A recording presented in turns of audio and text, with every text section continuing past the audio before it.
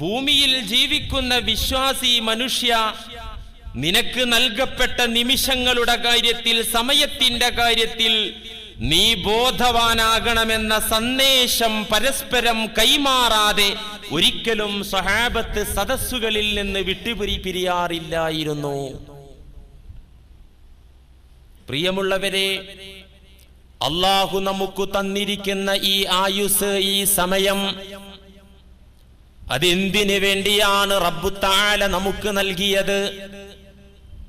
സിക്റിന് വേണ്ടി, ഇബാദത്തിന് വേണ്ടി, റബ്ബു തആലയുടെ പ്രീതി പരമാവധി സമ്പാദിക്കാൻ വേണ്ടി, സ്വാലിഹായ അമലുകൾക്ക് വണ്ണവലിപ്പം, ധാരാളം നന്മകൾ വർദ്ധിപ്പിക്കാൻ വേണ്ടി. മനുഷ്യ സഹജമായ അവസ്ഥകളിൽ മനുഷ്യന്റെ പ്രകൃതി മനസ്സിലാക്കിയ തമ്പുരാൻ ഇബാദത്തിൽ മടുപ്പ് വരുമ്പോ, ദിക്റിൽ മടുപ്പ് വരുമ്പോ അവന്റെ പ്രകൃതിക്കൊരു സന്തോഷമുണ്ടാകാനും ഹൃദയ വിശാലത ലഭിക്കാനും ഉല്ലാസമുണ്ടാകാനും ചില കളി വിനോദങ്ങളും തമാശകളും അനുവദിച്ചിട്ടുണ്ട്.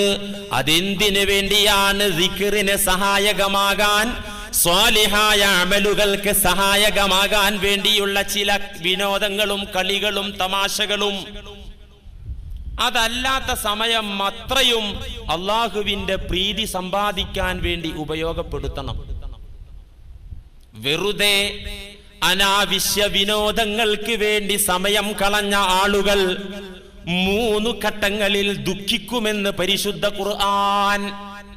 സമയത്തിന്റെ വില, അള്ള തന്ന ആയുസിന്റെ വില, അതിനെക്കുറിച്ച് ബോധവാനാകാതെ, അതിന്റെ വില മനസ്സിലാക്കാതെ കളഞ്ഞു കുളിച്ച ആളുകൾ 3 സമയങ്ങളിൽ ദുഃഖിക്കുകയും വിലപിക്കുകയും ചെയ്യുമെന്ന് പരിശുദ്ധ ഖുർആൻ. അതേതൊക്കെ സമയം? 1, മരണസമയം.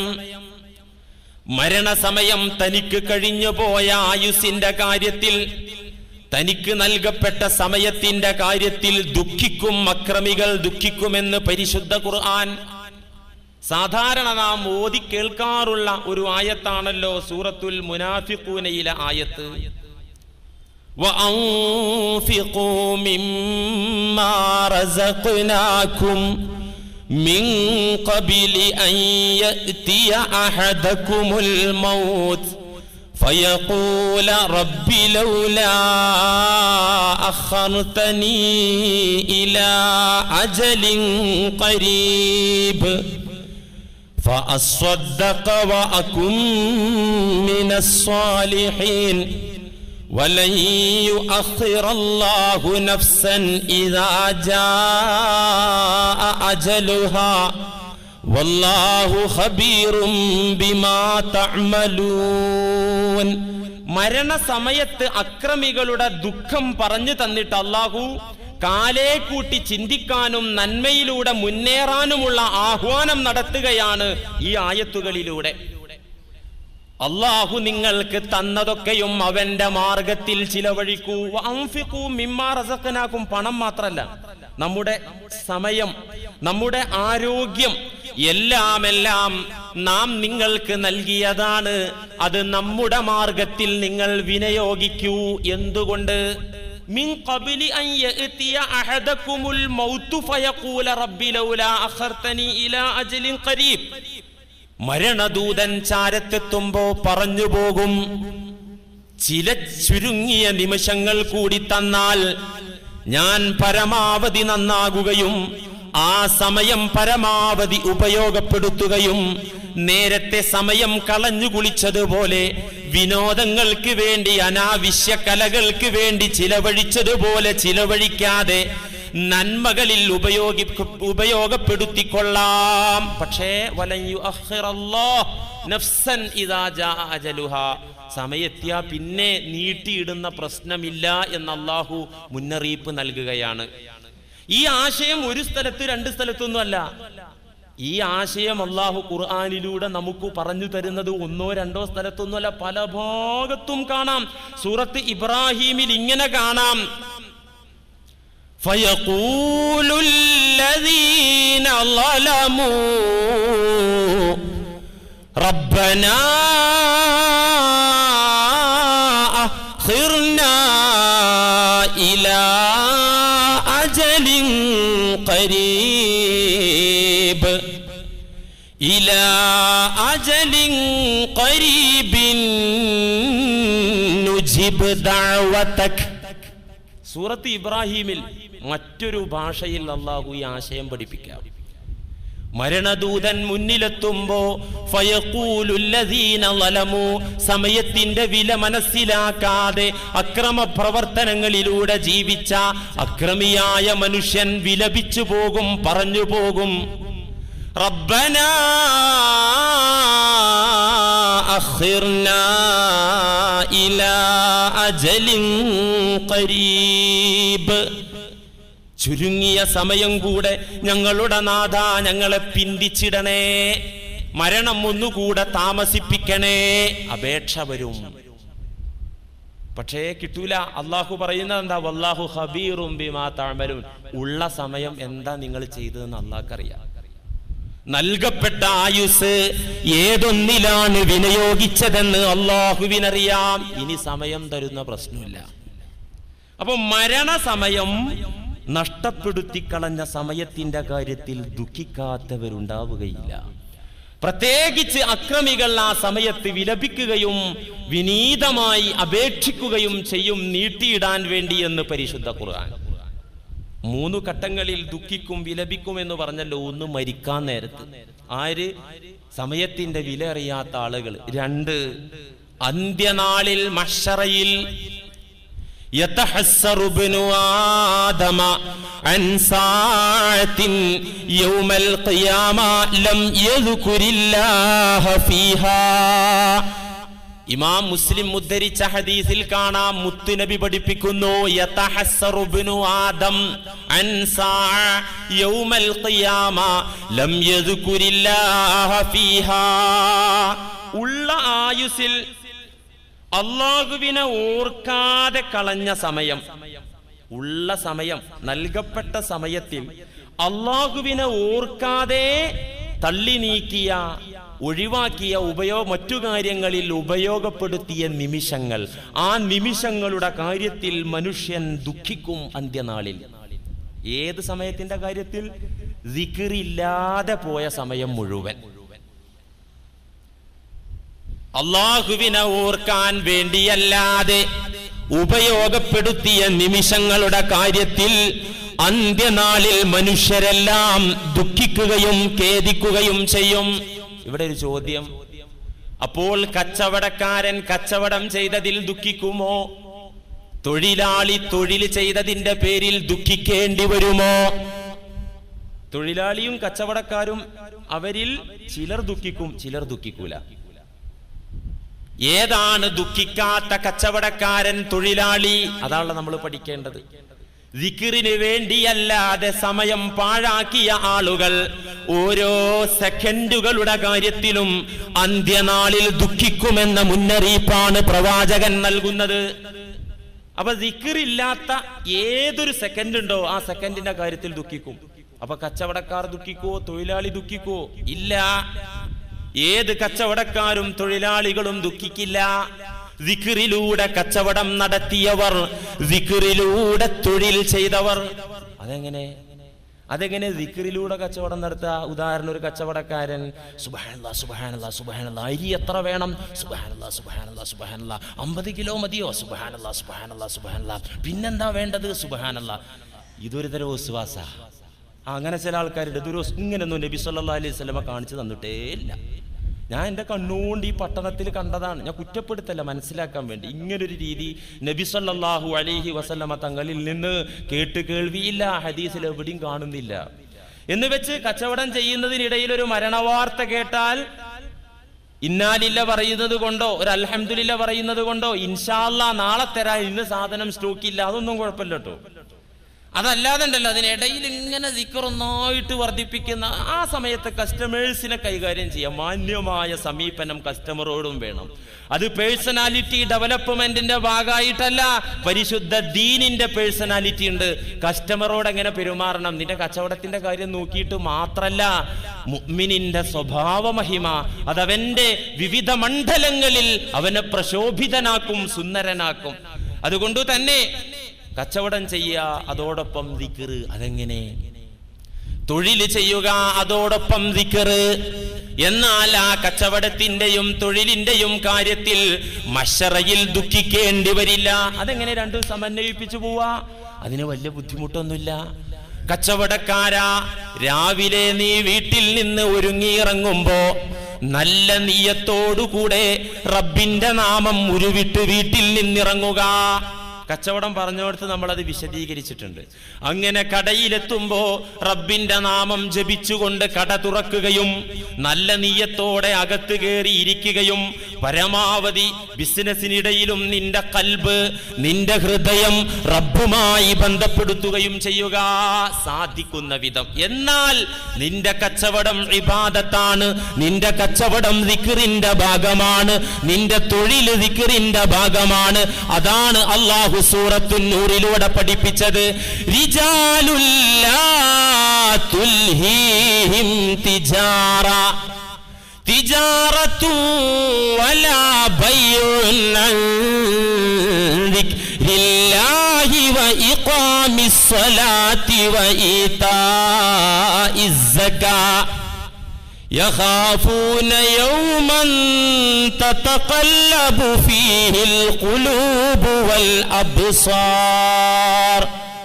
ഹൃദയങ്ങളും ദൃഷ്ടികളും താളം തെറ്റുന്ന ഒരു ദിവസം നിങ്ങളുടെ മുന്നിലുണ്ട്. അന്ന് എത്ര മനക്കരുത്തുള്ള മനസ്സും പതറിപ്പോകുന്ന ദിനമാണ് ആ ദിനം. ഈ ദുനിയാവിൽ ഏതൊക്കെ പ്രതിസന്ധി വന്നപ്പോഴും ഒരു പക്ഷേ നീ പിടിച്ചു നിന്നിട്ടുണ്ടായിരിക്കും. തതഖല്ലബു ഫീഹിൽ ഖുലൂബു വൽ അബ്സാർ. നിന്റെ കാഴ്ച, നിന്റെ കണ്ണ്, നിന്റെ മനസ്സ് പതറിപ്പോകുന്ന ഒരു ദിനം വരുന്നുണ്ട്. അത് നിന്റെ മരണദിനമാകുന്നു. ആ ദിനത്തിന്റെ ഭയാനകത ഓർത്തിട്ട് നന്മയിലൂടെ ചരിക്കാൻ ആശിച്ചിട്ട് കച്ചവടമോ വ്യവഹാരങ്ങളോ റബ്ബിന്റെ ദിക്റിൽ നിന്ന് തടസ്സമാകാതെ മുന്നോട്ട് കൊണ്ടുപോകുന്ന ഒരു റിജാലുണ്ട്, ഒരു ജനവിഭാഗമുണ്ട്, സജ്ജനങ്ങളുണ്ടെന്ന് ഖുർആൻ. അവരുടെ തൊഴിൽ അതിൻ്റെ രീതിയിൽ മുന്നോട്ട് പോകും, അവരെ കച്ചവടങ്ങളോ അത് അതിൻ്റെ രീതിയിൽ മുന്നോട്ട് പോകും. പക്ഷേ കച്ചവടം ലാ തുൽഹീഹിം തിജാറത്തുൻ വലാ ബൈഉൻ അൻ ദിക്രില്ലാ. ദിക്റിന് ആ കച്ചവടം തടസ്സമല്ല. എന്ന് വെച്ചാൽ ദിക്ർ ഹൽക്ക നടക്കുമ്പോൾ അപ്പ കട പൂട്ടി പോകും, അങ്ങനെയല്ല. പൊയ്ക്കോ, കുഴപ്പമില്ല. ഹൽക്ക ഉണ്ടാവുമ്പോ മജ്ലിസിൽ സംഘടിതമായി ദിക്ർ ചൊല്ലുന്നത് കൊണ്ട് കുഴപ്പമില്ല, അതിന് പ്രത്യേകം മഹാത്മ്യമുണ്ട്. പക്ഷെ നിന്റെ ഡ്യൂട്ടി മുടക്കി പോകുന്നും വേണ്ട. നിനക്ക് ദിക്ർ നീ ഉള്ളിടത്ത് നിന്ന് നടത്താൻ പറ്റുന്ന കാര്യമാണ് ദിക്ർ. ഖുർആൻ അതാ പറയുന്നത്. ലാ തുൽഹീഹിം തിജാറത്തുൻ വലാ ബൈഉൻ അൻ ദിക്രില്ലാ വ ഇഖാമിസ് സ്വലാ. നമസ്കാരം മുടങ്ങൂല ഈ കച്ചവടക്കാരന്റെ. അത് കൃത്യസമയങ്ങളിൽ ഒരു ഭംഗവും വരാതെ നമസ്കാരം നടക്കും. വ ഇഖാമിസ് സ്വലാ വ ഈതാഇസ് സകാ. ഇങ്ങനെ നടത്തുന്ന റിജാലുണ്ട്, ആൺകുട്ടികളുണ്ട്, പുരുഷന്മാരുണ്ട് അല്ലാഹുവിനെന്ന് പരിശുദ്ധ ഖുർആൻ. അപ്പൊ അങ്ങനെ നമ്മുടെ കച്ചവടം തൊഴിലുകളൊക്കെ ആക്കി തീർത്താല് അപ്പൊ നമ്മൾ അതിന്റെ പേരിൽ ഖിയാമത്ത് നാളിൽ ദുഃഖിക്കേണ്ടി വരൂല.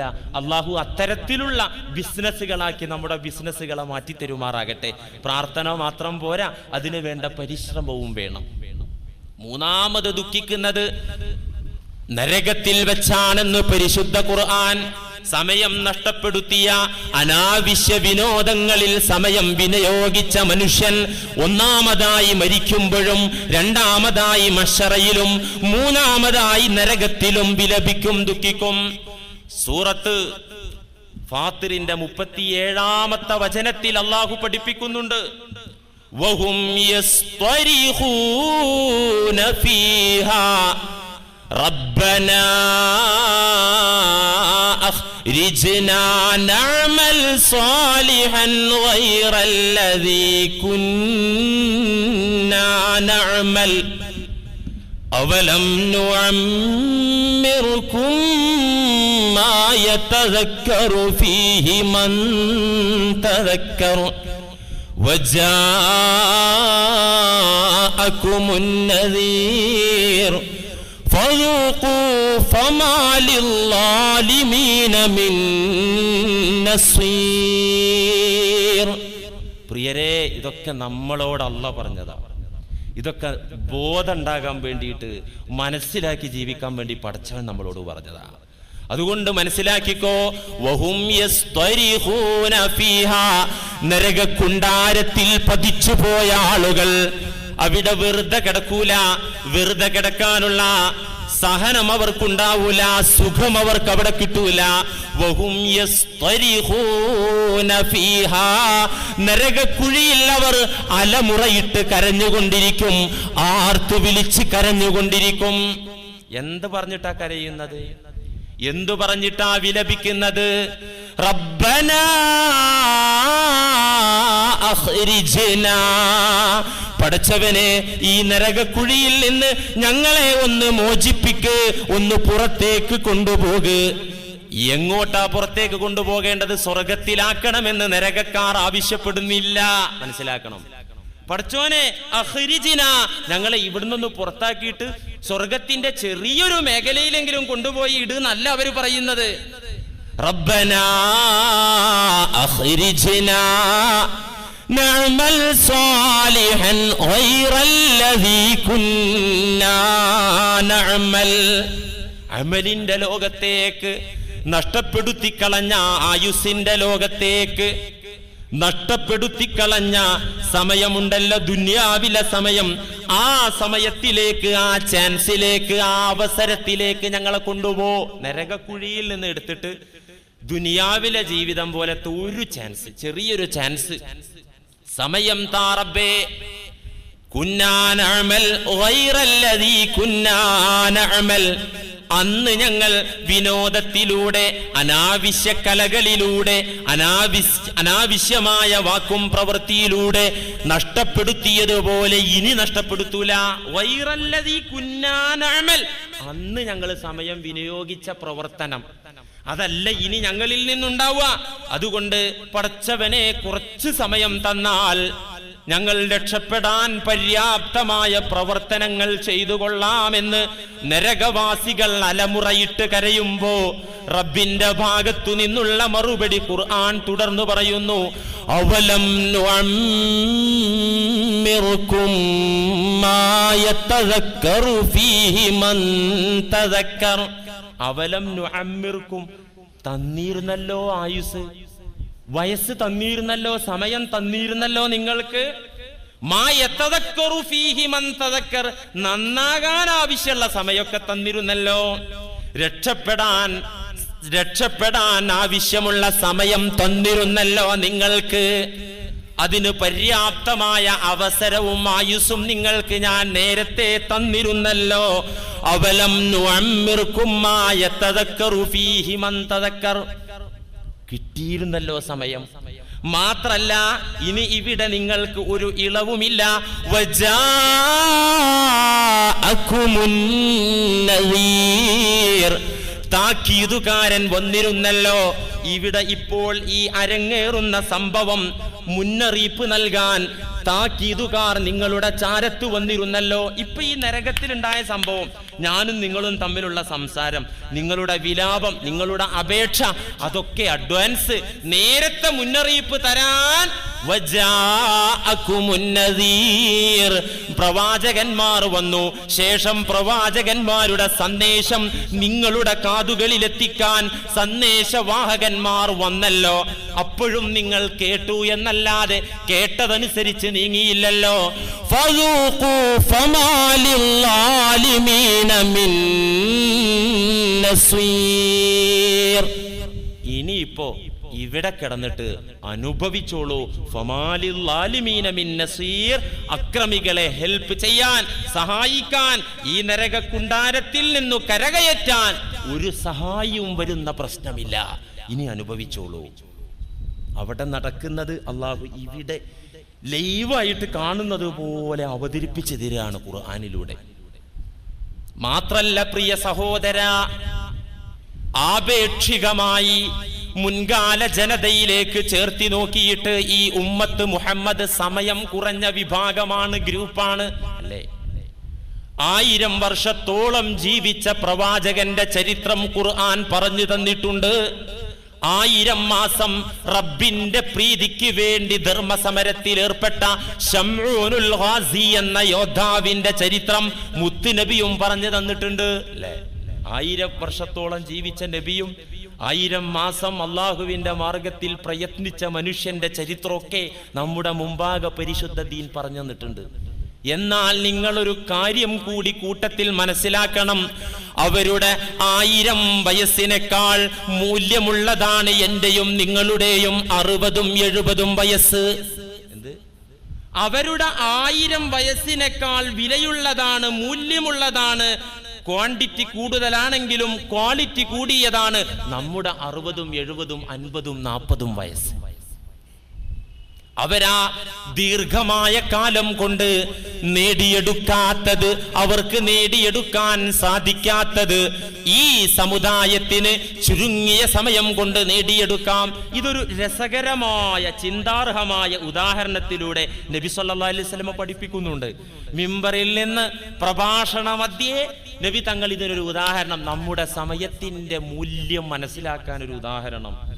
ഇമാം ബുഖാരി സ്വഹീഹിൽ ഉദ്ധരിച്ച ഹദീസ് അൻ ഇബ്നു ഉമർ റളിയല്ലാഹു അൻഹുമാ അന്നഹു ഖാൽ, മുത്തബിഉ സുന്ന അബ്ദുല്ലാഹ് റളിയല്ലാഹു അൻഹു പറയുന്നു, മുത്തുനബി ഒരിക്കൽ മിമ്പറിൽ കയറി പ്രസംഗിച്ചു കൊണ്ടിരിക്കുന്നു. പ്രഭാഷണത്തിനിടയിൽ ഒരു തത്വം, ഒരു ഉപമയിലൂടെ ഒരു പാഠം ഞങ്ങളെ പഠിപ്പിച്ചു. എന്താണ് ആ പാഠം? മസലുകും വമസലു അഹ്ലിൽ കിതാബൈൻ, നിങ്ങളുടെയും വേദക്കാരുടെയും ഉദാഹരണം. മസലുക്കും, നിങ്ങൾക്കൊരു ഉപമ, ഉദാഹരണം പറഞ്ഞു തരാ. എന്റെ സമുദായമായ നിങ്ങൾക്കൊരു ഉദാഹരണം. വമസലു അഹ്ലിൽ കിതാബൈൻ, 2 കിതാബിന്റെ വക്താക്കൾ, വേദക്കാർ. ഏതാ 2 കിതാബിന്റെ വക്താക്കൾ? ഒന്ന് തൗറാത്തിന്റെ വാഹകരായ യഹൂദരും ഇഞ്ചീലിന്റെ വക്താക്കളായ നസാറാക്കളും. അപ്പം നിങ്ങളും യഹൂദരും നസാറാക്കളും, ഈ 3 ഗ്രൂപ്പിനുള്ള ഉദാഹരണം പറഞ്ഞുതരാം. കമസലി റജുലിൻ ഇസ്തഅജറ ഉജറാ فقال من يعمل لي من غدوة إلى نصف النهار على قيراط. നിങ്ങൾക്കൊരു ഉപമ പറഞ്ഞു തരാ. മുമ്പ് കഴിഞ്ഞു പോയ യഹൂദ നസാറാക്കൾക്കുമുള്ള ഉദാഹരണം പറഞ്ഞു തരാ. എന്നിട്ട് അവരുടെ ആയുസ് നിങ്ങളുടെ ആയുസിനേക്കാൾ കൂടുതലുണ്ടെങ്കിലും നിങ്ങളുടെ സമയത്തിന്റെ വിലയും പറഞ്ഞു തരാ. കമസലി റജുലിൻ ഇസ്തഅജറ ഉജറാ, ഒരു മുതലാളി കുറെ കൂലിപ്പണിക്കാരെ കൂലിപ്പണിക്ക് വേണ്ടി വിളിച്ചു വരുത്തി. തൊഴിലാളികളുടെ ഒരു സംഘം. ആ സംഘത്തോട് ഈ മുതലാളി പറഞ്ഞു, മയ്യഅമലു ലി മിൻ ഗുദ്വത ഇലാ നിസ്ഫിൻ നഹാർ. ബുഖാരി ഉദ്ധരിച്ച ഹദീസാണ്. നിങ്ങളുടെ കൂട്ടത്തിൽ പുലർവേള തൊട്ട് നട്ടുച്ചവരെ പണിയെടുക്കാൻ എനിക്ക് വേണ്ടി അധ്വാനിക്കാൻ ആരാ തയ്യാറുള്ളത്? അലാ ഖിറാത്തിൻ, ഒരു നാണയം പ്രതിഫലം തരാ, കൂലി തരാം. ഒരു നാണയത്തിന് പുലർവേള തൊട്ട് നട്ടുച്ചവരെ പണിയെടുക്കാൻ തയ്യാറുള്ള തൊഴിലാളികൾ ആരുണ്ട്? ഉടനെ തന്നെ ഫഅമിലത്തിൽ യഹൂദ്, ജൂതന്മാർ വന്ന് പണിയെടുത്തു. ഒരു നാണയം അവർ കൂലി വാങ്ങി. രാവിലെ ഇറങ്ങണം. രാവിലെ ഇറങ്ങി കിട്ടാൻ എന്ത് ബുദ്ധിമുട്ടാണ് നമുക്കറിയാമല്ലോ. എത്ര ഇറങ്ങിയാലും ഒരു 9 മണിയാകാതെ വീട്ടിൽ നിന്ന് ഇറങ്ങി കിട്ടില്ല. എന്നാൽ ഇത് സൂര്യൻ ഉദിക്കുന്ന സമയത്ത് തന്നെ പണി തുടങ്ങണം. ഏതുവരെ? നിസ്ഫുൻ നഹാർ, നട്ടുച്ചവരെ പണിയണം. അപ്പൊ വെയിൽ കൊള്ളണം, ദീർഘസമയമുണ്ട്. കൂലി എത്രേ? ഒരു നാണയം. സുമ്മഖാല, മുതലാളി വീണ്ടും ചോദിച്ചു, മയ്യഅമലു ലി മിൻ നിസ്ഫിൻ നഹാരി ഇലാ സ്വലാത്തിൽ അസ്രി അലാ ഖിറാത്തിൻ. ഇനി ആരാ നട്ടുച്ച മുതൽ അസർ നമസ്കാരത്തിന്റെ സമയം വരെ തൊഴിൽ ചെയ്യാൻ തയ്യാറുള്ളവർ? അലാ ഖിറാത്തിൻ, ഒരു നാണയം കൂലി അവർക്കും കൊടുക്കും. ഫഅമിലത്തിൻ നസാറ, ഉടനെ ക്രൈസ്തവർ പണിയെടുത്തു, അവർക്കും കിട്ടി ഒരു കൂലി.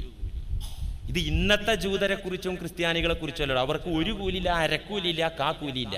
അത് അന്നത്തെ വിശ്വാസികൾ മൂസാ നബി അലൈഹിസ്സലാമിനെ ഇത്തിബാഴ് ചെയ്ത് തൗറാത്തിന്റെ വാഹകരായ യഹൂദർ, അവർക്കൊരു കൂലിയുണ്ട്, ഒരു നാണയം കൂലിയുണ്ട്. ഈസാ നബി അലൈഹിസ്സലാമിൽ വിശ്വസിച്ച് തൗഹീദിന്റെ വക്താക്കളായി നിലകൊണ്ട നസാറാക്കൾ, അവർക്കുണ്ട് ഒരു നാണയം കൂലി. ഇന്നത്തെവരെ കുറിച്ചല്ല സംസാരം. ഇന്നത്തെ ആളുകൾ അവിശ്വാസികളാണ്. അവര് വേദക്കാരല്ല, വേദത്തെ വലിച്ചെറിഞ്ഞ അവഗണിച്ച വിഭാഗമാണ്. എന്നിട്ട് നബി പറഞ്ഞു സുമ്മകാല, പിന്നെ മുതലാളി മൂന്നാമതായി പറഞ്ഞത് തൊഴിലാളി വർഗത്തിന്റെ മുഖത്ത് നോക്കി പ്രഖ്യാപിച്ചത് മയ്യഅമലു ലീ മിനൽ അസ്രി ഇലാ അൻ തഗീബ ശംസു അലാ ഖീറാതൈനി. ഇനി അസ്ർ മുതൽ ഇലാ അൻ തഗീബ ശംസു, സൂര്യൻ അസ്തമിക്കുന്നത് വരെ പണിയെടുക്കാൻ ആരാ തയ്യാറ്? അലാ ഖീറാതൈനി, ഇരട്ട കൂലി കൊടുക്കും. ഈ സമയം എത്ര സുഖമുള്ള സമയ! അസറിന്റെ സമയം തൊട്ട് അസ്തമാന സമയം വരെ സുഖമുള്ള സമയം. നല്ല ക്ലൈമറ്റ്, വെയിലില്ല, ചൂടില്ല, സമയവും കുറവ്, അധ്വാനത്തിന്റെ സമയം കുറവ്, കാലാവസ്ഥ തികച്ചും അനുകൂലമായ ഒരു സമയം. ഈ സമയം ആരാണ് പണിയെടുക്കുക? കൂലി അലാ ഖീറാതൈൻ, ഇരട്ട കൂലി കിട്ടും.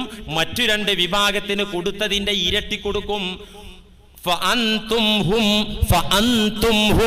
ആ ഗ്രൂപ്പാണ് സ്വഹാബത്തെ നിങ്ങളും നിങ്ങൾക്കു ശേഷം വരാനിരിക്കുന്ന എന്റെ ഉമ്മത്തിലെ ജനതയും. എന്ത്? ഇരട്ടക്കൂലിക്ക് കുറഞ്ഞ സമയം പണിയെടുക്കേണ്ട ഗ്രൂപ്പാണ് നിങ്ങൾ, എന്റെ ഉമ്മത്തായ നിങ്ങൾ അവരാണ്. ഇത് പറഞ്ഞപ്പോ പിന്നെ നബി സല്ലല്ലാഹു അലൈഹി വസല്ലം പിന്നുണ്ടാകുന്ന സംഭവം രസകരമായ സംഭവം.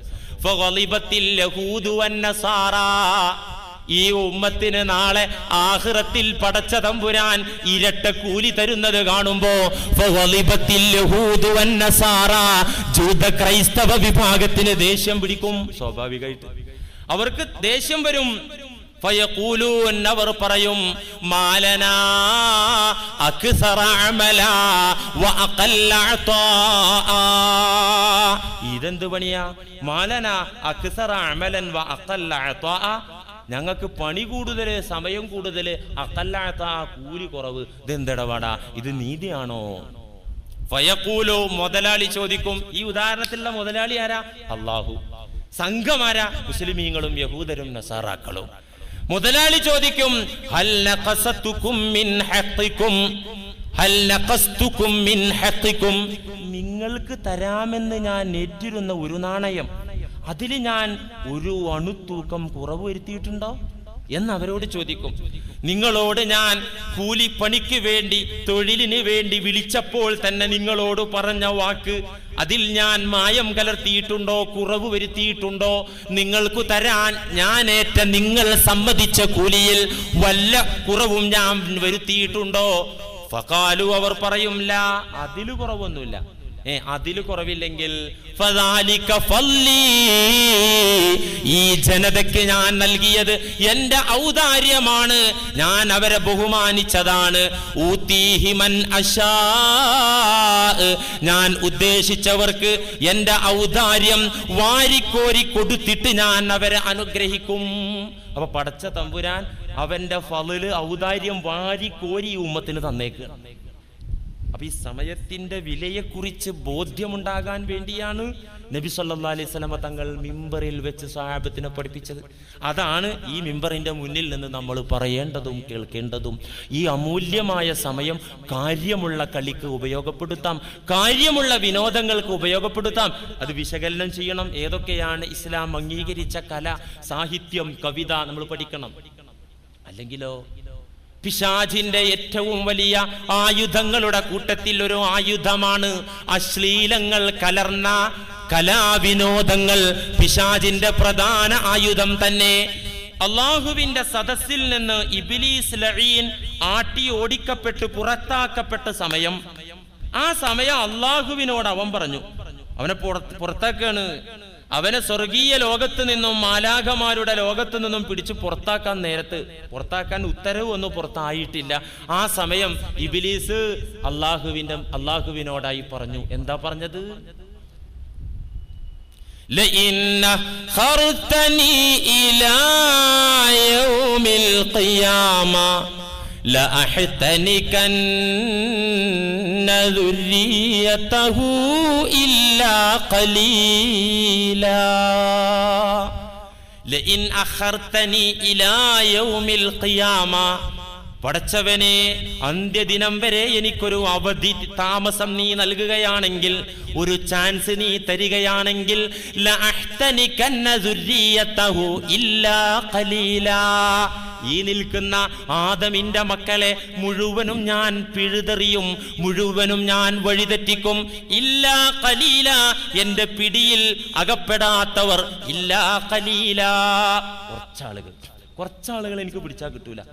അല്ലാഹുമ്മ ജഅൽനാ മിൻഹും, പടച്ചവനെ ആ കൂട്ടത്തില് പിശാചിന്റെ പിടിയിൽ അകപ്പെടാത്തവരുടെ ഖലീൽ, ആ ന്യൂനപക്ഷത്തിന്റെ കൂട്ടത്തിൽ ഞങ്ങളെ ഉൾപ്പെടുത്തണേ റബ്ബേ. ഇബ്ലീസ് പറയാണ്, പടച്ചവനെ യൗമുൽ ഖിയാമ വരെ ചാൻസ് തരുകയാണെങ്കിൽ ലഅഹ്തനികന്ന ലഉളില്ലന്ന എന്നല്ല പറയുന്നത്, പഴപ്പിക്കുന്നല്ല പറയുന്നത്, ഞാൻ പിഴുതെറിയും, വേരോടെ പറിച്ചിട്ട് സ്വർഗത്തിന്റെ വഴിയിൽ നിന്ന് അവരെ വലിച്ചെറിയും. ഇല്ലാ ഖലീല, ചെറിയ ഒരു സംഘം മാത്രമേ എനിക്ക് കിട്ടാത്തവരായിട്ടുണ്ടാവുകയുള്ളൂ. അല്ലാഹ് എന്താ പറഞ്ഞതപ്പോ? ഖാലദ്ഹബ് ഫമൻ തബിഅക മിൻഹും ഫഇന്ന ജഹന്നമ ജസാഉകും മൗഫൂറാ. ഖാലദ്ഹബ്, പൊക്കോ, നിനക്ക് ഖിയാമത്ത് നാൾ വരെ ആയുസ് തന്നിട്ടുണ്ട്, നീ പോയിക്കൊള്ളുക. എന്നിട്ട് പിഴപ്പിച്ചോ? അള്ളാഹു അതിന് ചാൻസ് കൊടുക്കുക. നീ പോയിക്കൊള്ളുക, ആദമിന്റെ മക്കളെ സമീപിച്ചുകൊള്ളുക, അവരെ പിഴുതെറിയാൻ ശ്രമം നടത്തിക്കൊള്ളുക. ഫമൻ തബിഅക മിൻഹും ഫഇന്ന ജഹന്നമ ജസാഉകും ജസാഅം മൗഫൂറാ. ആ ആദം സന്തതികളിൽ നിന്ന് ആരൊക്കെ നിന്നെ അനുഗമിച്ചു എങ്കിൽ, നിനക്ക് വഴിപ്പെട്ടു എങ്കിൽ, നിന്നെ പിന്തുടർന്നു എങ്കിൽ, അവരെ നിന്നോടൊപ്പം ജഹന്നമിലേക്ക് ഞാൻ വലിച്ചെറിയുക തന്നെ ചെയ്യും. ആരൊക്കെ നിന്റെ കൂടെ കൂടി കുഴപ്പമില്ല, അതിനാണ് ജഹന്നമിനെ ഞാൻ പടച്ചത്. ആ ജഹന്നമിന്റെ മെമ്പർഷിപ്പിൽ നീയും അവരൊക്കെ പങ്കാളികളായി. ജസാഅ മൗഫൂറ, മതിയായ പ്രതിഫലം അവിടുന്ന് കിട്ടിക്കോളും, നിന്റെ കൂടെ കൂടിയതിനുള്ള കൂലി. സുബ്ഹാനല്ലാഹ്. അള്ളാഹ് തുടർന്ന് ഇവന്റെ ആയുധം കൂടി പറഞ്ഞു കൊടുക്കാൻ, നമ്മെ പഴപ്പിക്കാനുള്ള ആയുധം അള്ളാഹ് അങ്ങോട്ട് പറഞ്ഞു കൊടുക്കുകയാണ്. ഇതെന്തിനാ പടച്ചോൻ, എന്തിനാ ഈ പിശാചിനെ പടച്ചത്? പടച്ചോൻ എന്തിനാ നമ്മളെ പഴപ്പിക്കാനുള്ള ആയുധം കൊടുത്തത്? ഇതിന് കൂടുതൽ ബുദ്ധിയൊന്നും വേണ്ട മനസ്സിലാകാൻ. ഇത് പരീക്ഷണ ലോകല്ലേ. ഇവിടെ മുഴുവൻ നന്മയുടെ വഴിയും അതിലേക്കുള്ള സഹായങ്ങളും അതിലേക്കുള്ള സാഹചര്യങ്ങളും മാത്രമാണെങ്കിൽ പിന്നെ എങ്ങനെ ഇത് പരീക്ഷണമാകുക? അല്ലാഹ് ഇബ്ലീസിനെ പടക്കുക മാത്രമല്ല, എല്ലാ വഴി അള്ളാഹു അവന് ചെയ്തു കൊടുക്കണം. ആയുധം അള്ളാഹ് തന്നെ കൊടുക്കണം. ഇപ്പുറത്ത് നന്മയുടെ വഴികളും അതിലേക്കുള്ള ആയുധങ്ങളും അതും വെക്കണം അള്ളാഹ്. എന്നാലല്ലേ ഇത് പരീക്ഷണമാവുള്ളൂ, അല്ലേ? പിശാചിന്റെ ആയുധം, നമ്മെ തെറ്റിക്കാനുള്ള ആയുധം അള്ളാഹു പിശാചിന് അങ്ങോട്ട് ഓതി കൊടുക്കുകയാണ്. ഖുർആനാ ഇതിട്ടോ, ഇത് ഖുർആനാണ്. ഏതൊക്കെ അവന്റെ ആയുധം? പിശാചിന് ശബ്ദമുണ്ട്, പിശാചിന് കുതിരപ്പടയാളികളുണ്ട്, കാലാൾ പടയുണ്ട് എന്ന് വേണ്ട. നമ്മുടെ ധനത്തിൽ, നമ്മുടെ കുടുംബത്തിൽ പിശാച് പാർട്ണറായി വരും, പങ്കാളിയായി വരും. നമ്മുടെ പണം, നമ്മുടെ പൈസ, ആ പൈസയിൽ ആരൊക്കെ പങ്കുണ്ട് ബിസിനസ്സിൽ? അന്തുനെ കൂട്ടിയിട്ടുണ്ട്, വേറെ ആരും കൂട്ടിയിട്ടില്ല, കൂട്ടാൻ ഉദ്ദേശമില്ല. മൂന്നാമതൊരാളായിട്ടുണ്ട്, അത് പിശാചാണ്. പിശാചുണ്ടാവും. ബിസിനസ്സിൽ പാർട്ണറായിട്ട്, പങ്കാളിയായിട്ട് പിശാച് വരും. ബിസിനസ്സിൽ എന്ന് വേണ്ട, നമ്മുടെ അരുമ സന്താനങ്ങളുടെ പിതൃത്വത്തിലും പിശാചിന് പങ്കുണ്ടാവും. മോനേതാ? തലയിരിഞ്ഞ മോനാ, എന്റെ മോനാ. എന്റെ മാത്രം മോനല്ല, പിശാചിന്റെ കൂടെ മോനാണ്. പിതൃത്വത്തിലും പാർട്ണർഷിപ്പ്. ഇത് ഖുർആൻ പറയാ. വസ്തഫ്സിസ് മനിസ്തതഅത മിൻഹും ബിസൗതിക. പിശാചേ, ഇബ്ലീസേ, നീ വഴി തെറ്റിച്ചോ, അവരിൽ നിന്ന് സാധിക്കുന്ന അത്ര നീ പരിശ്രമിച്ചിട്ട് നിനക്ക് കിട്ടുന്ന മെമ്പർമാരെ നിന്റെ കൂടെ നിർത്തിക്കോ. എന്തൊക്കെയാ നിന്റെ ആയുധം? ബിസൗതിക്, നിന്റെ ശബ്ദം ഉപയോഗപ്പെടുത്തിയിട്ട് നീ പഴപ്പിച്ചോ. പിശാചിന്റെ ശബ്ദം നിങ്ങൾ കേട്ടിട്ടുണ്ടോ? പിശാചിന്റെ ശബ്ദം കേൾക്കുക മാത്രല്ല, ചിലപ്പോൾ നമ്മളെ നാവിലൂടെ പിശാചിന്റെ ശബ്ദം വെളിയിൽ വന്നിട്ടുണ്ടാകും. പിശാചിന്റെ ശബ്ദം എന്റെയും നിങ്ങളുടെയും അധരങ്ങളിലൂടെ ചിലപ്പോഴൊക്കെ പുറത്തു വന്നിട്ടുണ്ടാകും. നിന്റെ ശബ്ദം കൊണ്ട് നീ അവരെ പഴപ്പിച്ചോ. ഒരായുധം നിന്റെ ശബ്ദ. ഈ ശബ്ദം ഏതൊക്കെ എന്നത് മുഫസ്സിറുകൾ വിശകലനം ചെയ്തിട്ടുണ്ട്. ഇബ്നു കസീർ, റാസി അടക്കമുള്ള വിശ്വപ്രസിദ്ധ മുഫസ്സിറുകൾ ഈ ഭാഗത്ത് എഴുതി വെച്ചത് ബിസൗതിക് എന്ന് പറഞ്ഞോടത്ത് ബില്ലഹ്വി വൽ അനാഇ, ബില്ലഹ്വി വൽ അനാഇ, അനാവശ്യ കളികൾ, അനാവശ്യ സംഗീതം, മനുഷ്യനെ തിന്മയിലേക്ക് നയിക്കുന്ന സംഗീതം പിശാചിന്റെ ശബ്ദമാണെന്ന് ഈ ആയത്തിന്റെ അർത്ഥം മുഫസ്സിറുകൾ നമുക്ക് പറഞ്ഞു തരുന്നു. നിന്റെ ശബ്ദം കൊണ്ട് നീ അവരെ പഴിപ്പിച്ചോ. മാത്രമല്ല വഅജ്ലിബ് അലൈഹിം ബിഖൈലിക വരിജ്ലിക, നിന്റെ കുതിരപ്പടയെ, നിന്റെ കാലാൾ പടയെ അവരിലേക്ക് നിയോഗിച്ചോ. പിശാചിന്റെ കുതിരപ്പട്ടാളം അത് നമ്മുടെ വീട്ടിലേക്ക് വരും, നമ്മുടെ മനസ്സിലേക്ക് വരും. കാലാൾപ്പടയും കുതിരപ്പടയും ഒക്കെ വരും പിശാചിന്റെ. മാത്രമല്ല ഇബ്ലീസേ വശാരികുഹും ഫിൽ അംവാലി വൽ ഔലാദ്, ആദം സന്തതികളുടെ സമ്പത്തിലും സന്താനങ്ങളിലും നീ പങ്കാളിയാവുകയും വേണം. ആദം സന്തതികളുടെ സമ്പത്തിലും സന്താനങ്ങളിലും ശാരിക്കുഹും നീ പാർട്ട്ണറാകണം. നമ്മുടെ ധനത്തിലും സന്താനങ്ങളിലും പങ്കാളിയായി പിശാചുണ്ടാകണം. മാത്രല്ല ഇബ്ലീസേ വഇദുഹും, മോഹന വാഗ്ദാനങ്ങളുടെ വലയത്തിൽ അവരെ കുടുക്കിയിടണം. ഒരുപാട് മോഹിപ്പിക്കുന്ന കാര്യം പറഞ്ഞു കൊടുത്തിട്ട് അവരെ ആ മോഹന വാഗ്ദാനങ്ങളുടെ വലയത്തിൽ ബന്ധിപ്പിച്ചിടണം. വമാ യഇദുഹുമുശ് ശൈത്വാനു ഇല്ലാ ഗുറൂറാ, താൽക്കാലിക സുഖവും ആനന്ദവും പിശാചിന്റെ കരാറിലുണ്ടാകുമെങ്കിലും അവന്റെ വഴുതയിലുണ്ടാകുമെങ്കിലും വമാ യഇദുഹുമുശ് ശൈത്വാനു ഇല്ലാ ഗുറൂറാ, ചെകുത്താന്റെ മോഹന വാഗ്ദാനങ്ങൾ വഞ്ചന മാത്രമാണ്, ചതി മാത്രമാണ്. ഇതൊക്കെ പറഞ്ഞിട്ട് അല്ലാഹു പറഞ്ഞു ഇന്ന ഇബാദി ലൈസ ലക അലൈഹിം സുൽത്താൻ കഫാ ബിറബ്ബിക വകീലാ. കാര്യം ഞാൻ നിനക്ക് ചാൻസ് തന്നു, ഖിയാമത്ത് നാൾ വരെ സമയവും ആയുസ്സും തന്നു, പ്ലസ് പഴപ്പിക്കാനുള്ള ആയുധവും തന്നു. പക്ഷെ ഒരു കാര്യം നീ അറിഞ്ഞോ, ഇന്ന ഇബാദി ലൈസ ലക അലൈഹിം സുൽത്താൻ, എനിക്ക് ചില ദാസന്മാരുണ്ട്, എൻ്റെ ചില അടിമകളുണ്ട്.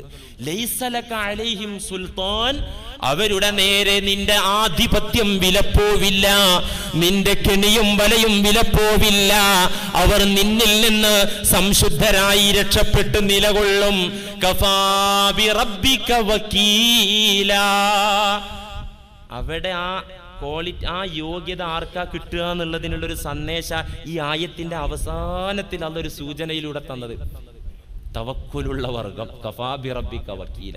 ഈ തവക്കുലുള്ള വർഗത്തിന് എന്തായാലും പിടിച്ചാൽ കിട്ടില്ല. പിശാചൊരു സാദാ സീതാ വിശ്വാസിയെ, മുസ്ലിമിനെ കള്ളുടിക്കാൻ വിളിച്ചാൽ പോകൂല, വ്യഭിചരിക്കാൻ വിളിച്ചാൽ പോകൂല സാധാരണ മുസ്ലിം.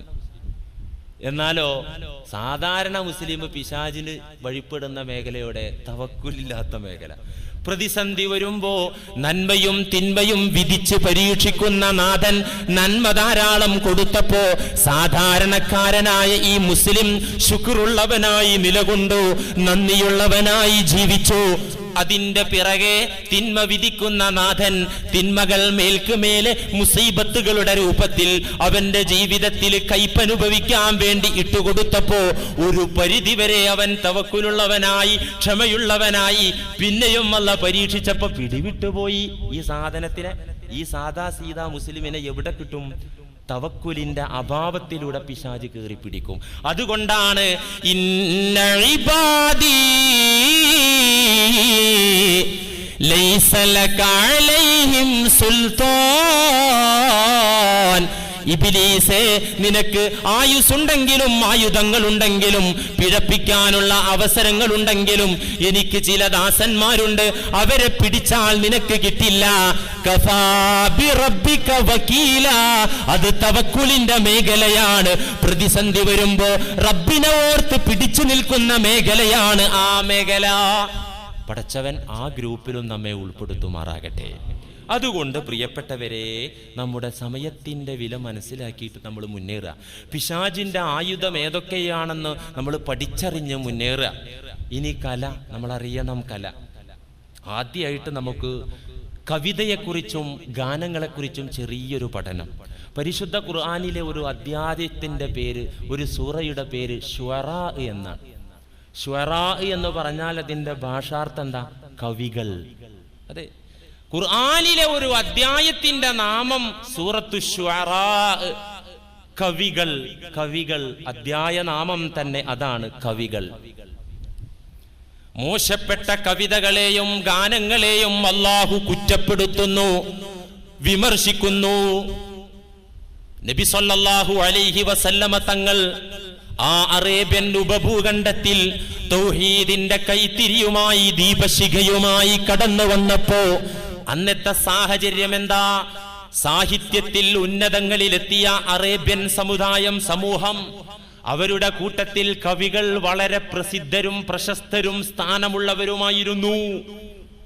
അക്കാലത്ത് സമൂഹത്തിന് മാർഗദർശനം നൽകുന്നവർ കവികളായിരുന്നു. എന്തിനധികം, കവി എന്നതിന് പറയുന്ന അറബി നാമം ഷാഇർ എന്നാണ്.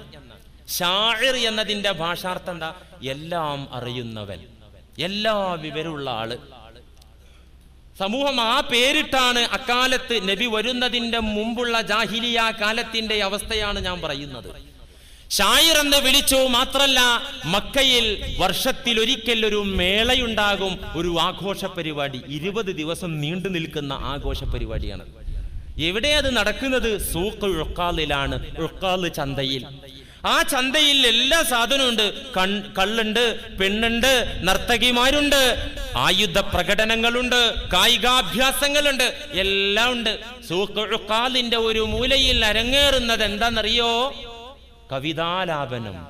ഓരോ കുടുംബം, കബീല വന്നിട്ട് കവിത ആലപിക്കുക. അതവരെ ജീവിതത്തിന്റെ ഭാഗമാണ്. നമ്മളൊക്കെ ഇപ്പൊ പാട്ട് പാടുന്നത് എപ്പോഴാ? മനസ്സിന് നല്ല മൂടുള്ള നേരത്തല്ലേ. ഉമ്മ മരിച്ചെടുക്കുന്ന നേരത്തെ നമുക്ക് പാട്ട് വരുമോ? പാട്ട് വന്നാൽ തന്നെ ആൾക്ക് എന്തോ ലൂസ് തുടങ്ങിയിട്ടുണ്ട് എന്ന് ബുദ്ധിയുള്ള ആളുകൾ പറയുമല്ലോ, അല്ലേ? പ്രതിസന്ധി വന്നാൽ നമുക്ക് കവിത വരുമോ? മൂളിപ്പാട്ട് വരുമോ? വരൂല. അറബികൾ അങ്ങനെയല്ല. അവർക്ക് എന്ത് പ്രതിസന്ധി, എന്തിനാ യുദ്ധം മുഖത്ത് വരെ. സ്വന്തം ഭടന്മാർ, സൈന്യം ചേതനയറ്റ് അവരുടെ തലയും ഉടലും വേർപെട്ട അവസ്ഥയിൽ അവർ രണഭൂമിയിൽ വീഴുമ്പോഴും ഈ അറബികൾ പാട്ടുപാടുക, കവിത. ഈ നിലയ്ക്ക് അതവരെ വല്ലാതെ സ്വാധീനിച്ചു. നബി സല്ലല്ലാഹു അലൈഹി വസല്ലമ തങ്ങൾ നബിയാകുന്നതിന്റെ മുമ്പ് തന്നെ മക്കയിലും പരിസര പ്രദേശത്തും ജീവിച്ച് മരിച്ചുപോയ അനേകം കവികളുണ്ട്. അവർ ശുഅറാഉൽ ജാഹിലിയ, അന്ധകാലത്തെ, അജ്ഞാനകാലത്തെ കവികൾ എന്നറിയപ്പെടുന്നു. ഇതൊക്കെ നമ്മൾ പഠിക്കണം. എന്തിനാ പഠിക്കുന്നത്? ഖുർആൻ മനസ്സിലാകണമെങ്കിൽ മിനിമം നിങ്ങളൊക്കെ അത് പഠിക്കണം. അവരെ കൂട്ടത്തിൽ പ്രസിദ്ധരായ 7 കവികൾ, ജാഹിലിയ കാലത്ത് കഴിഞ്ഞുപോയ കവികളിൽ 7 കവികൾ കൂട്ടത്തിൽ പ്രസിദ്ധരാണ്. ആ 7 കവികളുടെ 7 കവിതകളുടെ സമാഹാരമാണ് അൽ മുഅല്ലഖാത്തു സബ്അ മുഅല്ലഖാത്ത്. നബി തങ്ങൾ വരുന്നതിന്റെ മുമ്പുള്ള ജാഹിലിയ കാലത്ത് കഅബ മന്ദിരം ഖുറൈശികൾക്കും അറബികൾക്കും പ്രിയപ്പെട്ടതാണ്. അതിൽ ശിർക്കിന്റെ വിഗ്രഹങ്ങൾ അവർ കുത്തി നിറച്ചിട്ടുണ്ടായിരുന്നെങ്കിലും, വിഗ്രഹങ്ങൾ കൊണ്ട് അല്ലാഹുവിന്റെ ഭവനത്തെ അവർ കളങ്കപ്പെടുത്തിയിട്ടുണ്ടായിരുന്നെങ്കിലും അവർക്ക് കഅബ മന്ദിരം പ്രിയപ്പെട്ടത് തന്നെയായിരുന്നു. അവർക്ക് ആദരവിന്റെ, ഏറ്റവും ബഹുമാനിക്കുന്ന കേന്ദ്രമായിരുന്നു കഅബ. ആ കഅബയിൽ അവർ കെട്ടിത്തൂക്കിയിരുന്നു ഈ 7 കവിതയുടെ കാവ്യസമാഹാരം. എന്ത്? അവരേറ്റവും ബഹുമാനിക്കുന്ന ആരാധനാലയത്തിൽ കെട്ടിത്തൂക്കിയത് 7 കവികളുടെ 7 കവിതകളുടെ കാവ്യസമാഹാരം. അതിൽ പ്രധാനപ്പെട്ട ഒരു കവിയാണ് ഇമ്രുഉൽ ഖൈസ് എന്ന് പറയുന്ന മനുഷ്യൻ.